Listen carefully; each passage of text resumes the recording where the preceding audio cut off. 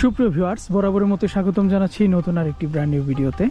আজকের এই ভিডিওতে আমরা যে গ্রামটিতে এসেছি সেটি হচ্ছে জামালপুর জেলার মেলান্দহ উপজেলায় অবস্থিত ঢালুয়াবাড়ি গ্রাম।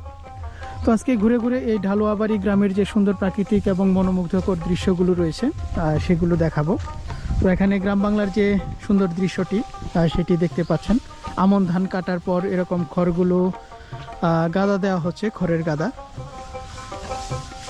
তো এবার ফলন কিরকম হয়েছে? মোটামুটি ভালো ভালো হয়েছে না? তো এনে কয় বিঘা জমির খের আছে? 4 বিঘা। 4 বিঘা। তো সুপ্রিয় ভিউয়ার্স, দেখতে পাচ্ছেন গ্রাম বাংলার যে দৃশ্য,